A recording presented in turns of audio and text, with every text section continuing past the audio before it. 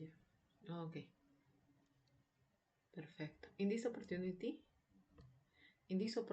we are gonna discuss one aspect that part of the life of Joseph. Who was Joseph? Joseph, his father was Jacob. He was many brothers, and something that is common among many families these days is that he was chosen as the favorite son. He was the favorite son of Jacob, causing troubles, causing troubles among his brothers. They that till the point that till the point that his brothers, they wanted to kill him. Can you imagine those extremes? And things are not quite extreme. Sometimes here these days, many families they have to struggle with things like that. And Joseph, he has to face difficult situations, and also he was betrayed by his own brothers, by his own family. Aspect that also is not rare. These days we can see that many families have different struggles. They face struggles inside their families. Sons, children that do not want to forgive their parents for whatever they have done, no, and things like that.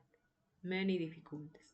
Yesterday, for example, the news, and sometimes when we face difficulties, sometimes we blame God. And yesterday, a woman was saying she was regretting and complaining about why God allowed that terrible things happen to her. Why?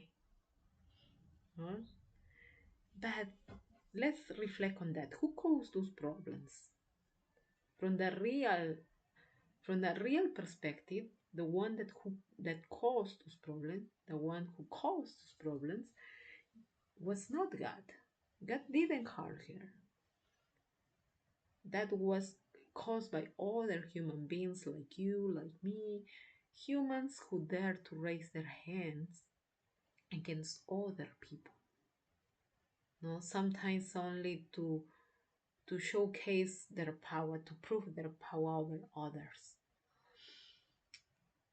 Till the point that sometimes we cannot do anything. Sometimes they limit our actions. They limit our physical actions. They cannot do anything to protect and to take care of us. But even even in suffering, there is freedom. There is freedom. What kind of freedom? We have to protect because, okay, physically maybe we cannot do anything, but we we should we should to protect our spirit, our mind.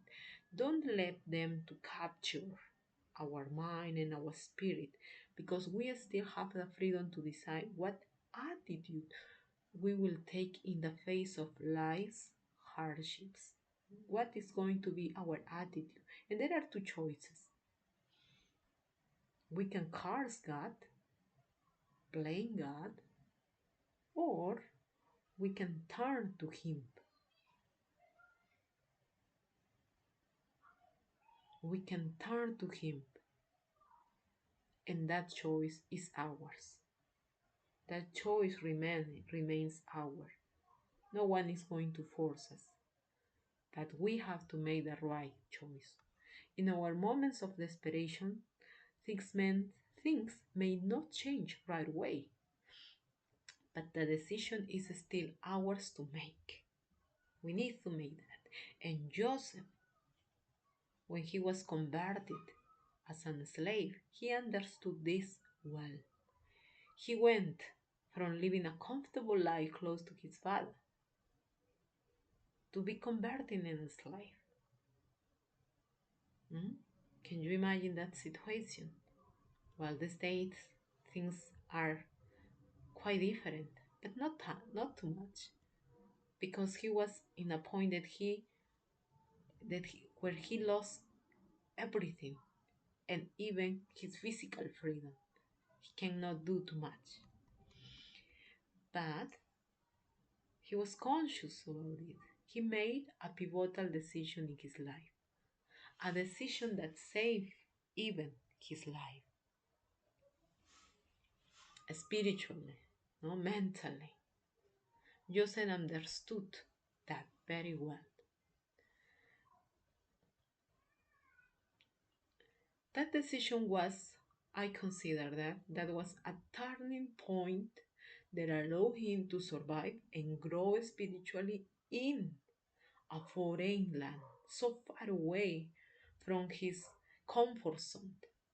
In this case, the comfort zone was his own country. And what did he do? He prayed. He prayed, he talked with God every single day, consistently, with change.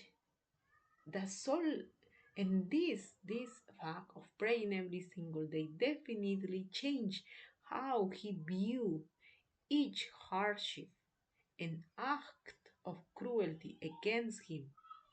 He changed how he viewed them. No? He turned to God daily and saw him in prayer. So each hardship didn't have the power to pull him down, to destroy spiritually. No, because he was with God. So he learned to be patient. He learned to pray every single day as he had never prayed before. And in that process, he learned to trust God no matter what happened. And that trust also, little by little, was healing his heart. Because let's remember that he had been betrayed by his own family, his brothers. He knew over time that his brothers, they had done whatever they had done, no, what they had done was wrong, and he accepted that. But he also knew that God had been there to protect him, because let's remember that his brothers wanted to kill him, not to not to not to sell him, no?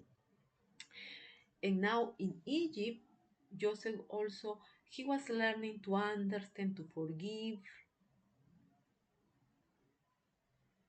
and all of that till the time came. The time for what? The time to face the reality, to where Joseph and his brother, they have to be face to face and to accept the reality and give that step forward together, or keep that resentment forever in their hearts. And he proved.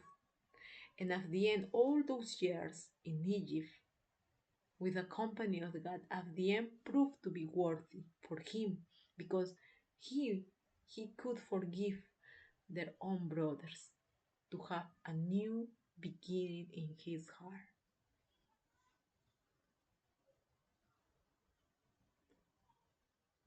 So, in other words, Joseph can teach us, we can learn so many of his own life, and it is not so far away from our personal life. These days, many people need to give themselves a new opportunity to start again, especially in their own families.